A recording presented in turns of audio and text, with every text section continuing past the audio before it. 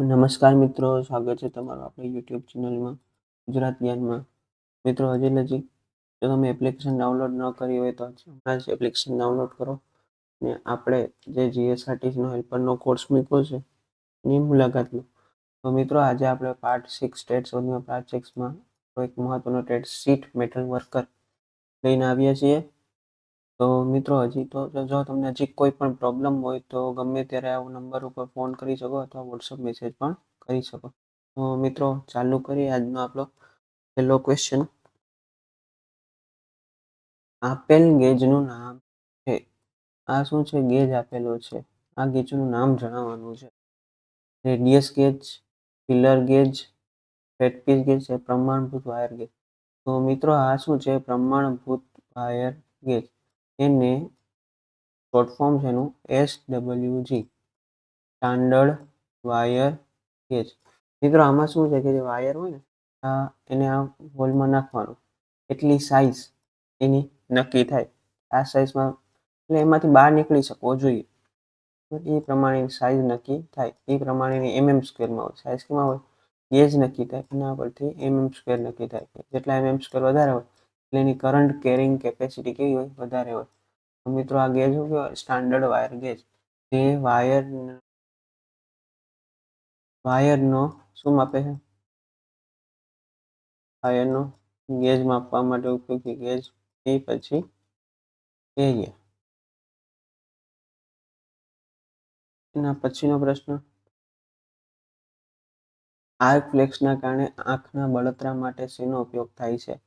Arc flex થાય એમાં આંખમાં બળતરા થાય તો સૌથી પહેલા આપણે શું કરવું? ટૂંકમાં એના માટે શું કરવું જોઈએ? ઉપયોગમાં લેવું જોઈએ કે આંખમાં બળતરા અટકાવી શકાય. સોફ્ટ ભીનું કપડું આંખ પર લગાડવું જોઈએ. હળવા આંખ ડ્રોપ્સ કરવા જોઈએ. ઠંડા પાણીથી ધોવું જોઈએ. ગરમ પાણીથી શેકવું જોઈએ. તો શું આવશે? તો હળવા સોફ્ટ ભીનું જે કાપડ છે એનો ઉપયોગ કરવો જોઈએ, જેનાથી આપણે આંખની જે બળતરા છે એ ઘટાડી શકાય. ઇન્સ્ટન્ટ ઉપયોગ.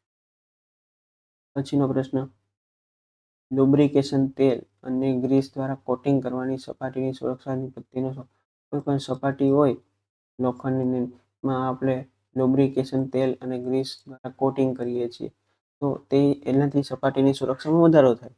તો એ પદ્ધતિનો પ્રકાર જણાવવાનો છે. એ કામચલાઉ સારવાર છે, કાયમી સારવાર છે, અર્ધ કામચલાઉ સારવાર છે, અર્ધ કાયમી સારવાર છે. ઓકે, એ કામચલાઉ છે. તેલ અને ગ્રીસનો ઉપયોગ શું છે? કામચલાઉ છે. પછી આપણે એમાં યોગ્ય મટીરિયલનો ઉપયોગ કરીને જ્યારે આપણે કોટિંગ કરીએ ને તો એ કામચલાઉમાંથી કાયમી થાય છે. આ તો શું છે? કામચલાઉ, ટેમ્પરરી. એનાથી તમારું કામ ચાલી જાય. કામચલાઉ એટલે ટેમ્પરરી. કાયમી એટલે પરમનન્ટ. આપણે કે કોન્ટ્રાક્ટ સિસ્ટમ છે એ આપણા માટે કામચલાઉ નોકરી કહેવાય અને સરકારી નોકરી કહેવાય પરમનન્ટ નોકરી કહેવાય. પછીનો પ્રશ્ન, ફાઇલિંગ કરતી વખતે મેટલ ચિપ્સ ક્લોંગ હોય તો તે ખામીનું નામ. ફાઇલિંગ કરતા હોય મેટલ ચિપ્સ ક્લોંગ રહી જાય, બરાબર, નાના નાના આપણે ફાઇલ કરતા હોય તો અનઇવન જે થાય ને, અનઇવન સપાટી ક્લિયર ન થાય, અનઇવન થાય, બરાબર, એટલે ફાઇલિંગ કમ્પ્લીટ ન થયું. પછી મેટલ ચિપ્સ ક્લોંગ રહી જતા હોય એ ખામીનું નામ શું છે? ક્લોંગિંગ, લોડિંગ, ગ્લેઝિંગ કે પિનિંગ. તો એ ખામીને મિત્રો પિનિંગ કહેવામાં આવે છે. બરાબર, મેટલ ચિપ જે રહી જાય એને શું કહેવામાં આવે છે? પિનિંગ. પછીનો પ્રશ્ન, કયા પ્રકારનો પાઇપ જોઈન્ટ આપેલ છે? આપેલ સપાટીમાં જે પાઇપનો જે જોઈન્ટ આપેલ છે એનો પ્રકાર જણાવવાનો છે. ગેસ્ટ બેન્ડ, બેલ અને સ્પિગોટ જોઈન્ટ, લાઇનર સાથે પ્લેન જોઈન્ટ, લાઇનર રહિત પ્લે જોઈન્ટ. જે જોઈન્ટ આપેલું છે, બરાબર, એનું નામ શું છે? બરાબર, તો એવું છે લાઇનર રહિત પ્લેન જોઈન્ટ. એનું નામ છે લાઇનર રહિત pipe joint, plane pipe joint. આપેલા સાધનનું નામ શું છે? બરાબર, કપડું છે. કપડું ને આવી રીતે વીંટાળીને આપેલું છે. 10 cyclone collector, cyclone separator, separator કે કોર્નિસ. 10 સાયક્લોન કન્વર્ટર. મિત્રો, તમે આ વસ્તુ જોઈ છે કે જ્યાં પાવર પ્લાન્ટ હોય, ત્યાં એસ હેન્ડલિંગ પ્લાન્ટ હોય, બરાબર, અથવા કોલસા હેન્ડલિંગ પ્લાન્ટ હોય, ત્યાં આવું એક કપડું લગાડવામાં આવે છે. એટલે જે કોલસાની જે ભૂકી છે એ બહાર ઉડે નહીં, એ કપડામાં એ અંદર આવી જાય અને એટલે આને કપડાને જ્યારે હલાવવામાં ત્યારે તે બધી અંદર આવી જાય એટલે બહાર જાય નહીં. એટલે આવું છે ડસ્ટ સાયક્લોન કન્વર્ટર કલેક્ટર. મિત્રો આપણા કોર્સની ડિટેલ્સ આવી ગઈ છે. આપણો સરસ મજાનો કોર્સ આપણે એપ્લિકેશનમાં મૂકેલો છે. જીએસઆરટીસી હેલ્પર કોર્સ ખૂબ જ નોર્મલ રેટમાં મૂકેલો છે. વિશેષતા એમ છે કે આમાં 100 ગુણનો સંપૂર્ણ અભ્યાસક્રમ કવર થઈ જશે. આઈટીઆઈના 14 ટ્રેડનું સર્વશ્રેષ્ઠ મટીરિયલ તમને મળશે. એ પણ ટેસ્ટ સ્વરૂપે, પીડીએફ સ્વરૂપે, વિડીયો સ્વરૂપે પણ થોડું મટીરિયલ મળે. સામાન્ય જ્ઞાન, ઇતિહાસ, ભૂગોળ, ગુજરાત, કરંટ, અંગ્રેજી, ગુજરાતી વ્યાકરણ, કોમ્પ્યુટર બધા વિશે માહિતી મળશે. એ તમામ વિષયની મળશે ટોપિક છે. મિત્રો હજી લગી તમે એપ્લિકેશનની મુલાકાત ન લીધી હોય તો આજે જ મુલાકાત લો અને તમારું સરકારી નોકરી મેળવવાનું સપનું આ વખતે તમારે પૂરું કરવું જોઈએ.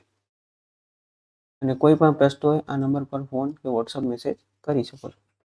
એના પછીનો પ્રશ્ન જોઈએ. આપેલા સ્ક્રૂનું નામ જણાવો. સ્ક્રૂમાં જો નીચે શું કે સપાટી ત્રાંસી આપેલી છે, ઉપર એકદમ સોફ્ટ ટૂંકમાં રાઉન્ડ ટાઈપ આપેલું છે, બીજી કોઈ ડિઝાઇન નથી. આ સ્ક્રૂનું નામ શું છે? Leg screw, self drilling screw, self tapping screw કે ડ્રાઈવ સ્ક્રૂ. તો મિત્રો આ સ્ક્રૂનું નામ શું છે? Drive screw. એટલે ડ્રાઈવ કરે છે, આપણે ડ્રાઇવિંગ કરે છે પછી અંદર બેસી જાય છે, ઉપર બીજું કંઈ છે નહીં. અને કેવું સ્ક્રૂ કહેવાય? Drive screw. મિત્રો આગળ આપણે ઘણા અલગ અલગ પ્રકારના સ્ક્રૂ જોયેલા છે, એ યાદ રાખવા. પછીનો પ્રશ્ન, કોપર, ઝિંક અને સિલ્વરનો કોમ્પોઝિશન રેશિયો નોન ફેરસ ધાતુ જસત માટે કેટલો હોય છે? નોન ફેરસ કે જેમાં આયનનો ભાગ ન હોય. ફેરસ એટલે શું થાય? લોખંડ.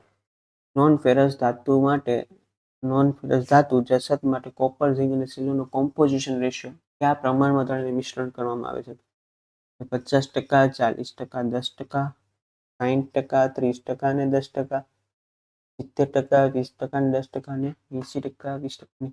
તો મિત્રો જસત ધાતુ માટે કોપર અને ઝિંક, જસત ધાતુમાં કોપર હોય 80% અને ઝિંક હોય 20%. સિલ્વર હોતું નથી. તો એ બરોળ ન થાય, બરાબર. જ્યારે પણ જસત ધાતુ કે તો 80% કોપર અને 20% ઝિંક. બીજું કોઈ એક્સ્ટ્રા મટીરિયલ એમાં ઉમેરવામાં આવેલું નથી. જસત શું છે? મિશ્ર ધાતુ છે. એમ કહે છે કે મિશ્ર ધાતુ એકથી વધારે, 2 પણ હોય, 3 પણ હોય, 4 પણ હોય, ધાતુઓને મિશ્ર કરીને બનાવવામાં આવેલા મિશ્ર ધાતુ. પછીનો પ્રશ્ન, રસોઈના વાસણો બનાવવા માટે કયા સોલર એલોય મેટલનો ઉપયોગ ના કરવો જોઈએ? રસોઈના વાસણો બનાવવા માટે ટીનનો ઉપયોગ, કોપરનો ઉપયોગ કે લીડનો ઉપયોગ, કોનો ઉપયોગ ન કરવો જોઈએ? રસોઈના વાસણો બનાવવા માટે લીડનો ઉપયોગ કરવામાં આવતો નથી. પછીનો પ્રશ્ન, બ્લો પાઇપની ટોર્ચ સળગાવવા માટે કયા પ્રકારના સાધનનો ઉપયોગ થાય છે? બ્લો પાઇપની તો તમને ખબર હોય તો આવી રીતે નોઝલ એની આપેલી હોય છે, જેનો ઉપયોગ સોલ્ડરિંગમાં એમાં આપણે કરતા હોય છે. બ્લો પાઇપ હોય છે, અહીંયા એનું હેન્ડલ હોય છે, હેન્ડલથી પ્રેસ કરો એટલે અહીંથી કામ થાય, બરાબર. એનું બ્લો લેવું સળગાવવા માટે શું હોય છે? બાકસ, ઇલેક્ટ્રિક લાઇટર, સ્પાર્ક લાઇટર કે ગેસ લાઇટર. તો કયું ટાઈપનું લાઇટર હોય? Spark lighter. બ્લો પાઇપની ટોર્ચ સળગાવવા માટે કયું લાઇટર હોય છે? Spark lighter. પછીનો પ્રશ્ન, ઓક્સિજન સિલિન્ડર પર કયો રંગ દોરવામાં આવે છે? મિત્રો આ પ્રશ્ન તો તમને આવડવો જ જોઈએ. ઓક્સિજન સિલિન્ડર આપણે બધાએ જોયેલા હોય છે. ઓક્સિજન સિલિન્ડર દવાખાનામાં હોય છે, હોસ્પિટલ્સમાં, પછી જ્યાં વેલ્ડિંગ થતું હોય ત્યાં પણ હોય છે. તો એનો જે સિલિન્ડરનો કલર કેવો હોય છે? વાદળી, કાળો, લીલો કે મરોન? બધાને ખબર જ છે. સાહેબ કાળા કલરના સિલિન્ડર જે હોય છે એ ઓક્સિજન સિલિન્ડર ગણવામાં આવે છે.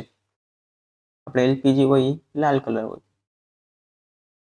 પછીનો પ્રશ્ન, આપેલા બ્લો પાઇપનું નામ. આ બ્લો પાઇપ છે એનું નામ જણાવો.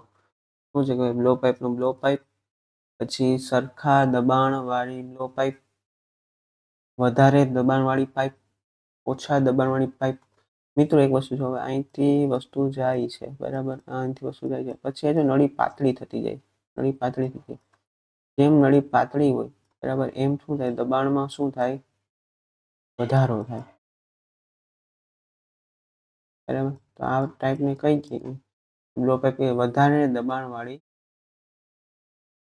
Low pressure. મિત્રો આમાં છે ને આ પ્રશ્ન આવશે, વધારે દબાણ આવશે, વધારે દબાણવાળી લો પ્રેશર.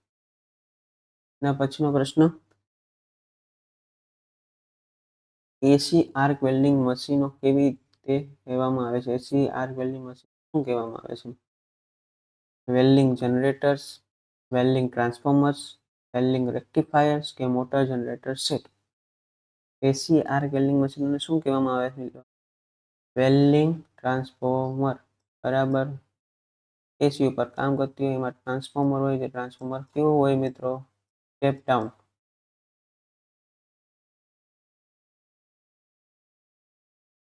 એસી આર્ક વેલ્ડિંગ મશીનને શું કહેવામાં આવે છે? એસી આર્ક વેલ્ડિંગ મશીનને વેલ્ડિંગ ટ્રાન્સફોર્મર કહેવામાં આવે છે. નો પ્રશ્ન, ધાતુ કાપવા માટે કયું સાધન વપરાય છે? માટે ફાઇલ વપરાય છે, હેક્સો વપરાય છે, જિલેટિન શીયર, હેન્ડ શીયર. તો ધાતુ કાપવા માટે આપણે હેક્સોનો ઉપયોગ કરીએ છીએ. હેક્સો બ્લેડ આવે છે ને, જીએસએસ બ્લેડ હોય, એચએસએસ બ્લેડ હોય, બરાબર. એને આપણે હેક્સોના હેન્ડલ ફિટ કરી નાખીએ, એનાથી આપણે ધાતુ કાપવામાં ઉપયોગ કરીએ. એમએસ બ્લેડ જે આપણે કાપીએ છીએ, બધાએ આઈડિયા હશે. પછીનો પ્રશ્ન જોઈએ, ગેસ સિલિન્ડરને કઈ સ્થિતિમાં રાખવામાં આવે છે? જે ગેસ સિલિન્ડર હોય એને કઈ સ્થિતિમાં? આડી સ્થિતિમાં રાખવાનું, ત્રાંસી સ્થિતિમાં રાખવાનો, અપરાઇટ સ્થિતિમાં રાખવાનો કે અપ સાઈડ ડાઉન સ્થિતિમાં રાખવાનો? તો ગેસ સિલિન્ડરને અપરાઇટ સ્થિતિમાં રાખવાનું હોય છે. મિત્રો આડી સ્થિતિ એટલે જો આ છે આને આમ આડું રાખવાનું. પછી ત્રાંસી સ્થિતિ એટલે આમ ત્રાંસું રાખવાનું. અપરાઇટ ઉપર પણ રાઈટ બાજુ આવી રીતે રાખવાનું. અને અપ સાઈડ આમ ટૂંકમાં અપરાઇટ કરીને રાખવાનું. અને બીજું છે અપ સાઈડ ડાઉન સ્થિતિ. મિત્રો જનરલી તમે જોયું હોય તો સિલિન્ડર આમ ઊભા ન હોય, અપરાઇટ હોય. ડાયરેક્ટ શું હોય? અપરાઇટ. એટલે ઉપરની બાજુ નોઝલ હોય અને રાઈટ એંગલ એટલે 90 અંશના ખૂણ. આમ જ હોય ને સિલિન્ડર, આમ જ હોય. આ સિલિન્ડર છે અને આ એની જે નોઝલ હોય એ ક્યાં હોય? અહીંયા. આ સ્થિતિને કઈ કહેવાય? એક તો ઉપર, પણ કેવી સ્થિતિમાં? રાઈટ સ્થિતિમાં. રાઈટ એટલે 90 એંગલ. અપરાઇટ એટલે નોઝલ ક્યાં આવશે? ઉપર. અપ સાઈડ ડાઉન સ્થિતિ એટલે નોઝલ ક્યાં હોય? નીચે. આનો મતલબ શું થાય? આવી. એ તો પોસિબલ જ નથી.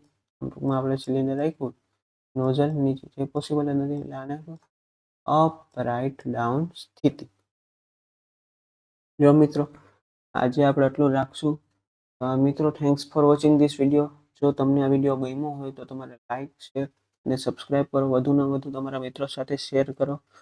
નીચે મિત્રો આમાં ડિસ્ક્રિપ્શનમાં તમને એપ્લિકેશનની લિંક પણ આપેલી છે અને કોર્સની પણ લિંક આપેલી છે. તો મિત્રો આજે જ આપણી એપ્લિકેશન ડાઉનલોડ કરો અને જીકેક્સ સાથીમાં હેલ્પરમાં જો સિલેક્શન મેળવવું હોય તો એકવાર અવશ્ય આપણા કોર્સની મુલાકાત લેજો.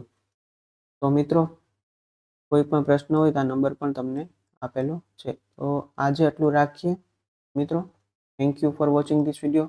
મળશું નવા વિડીયોમાં નવા ટ્રેડ સાથે. ઓકે મિત્રો.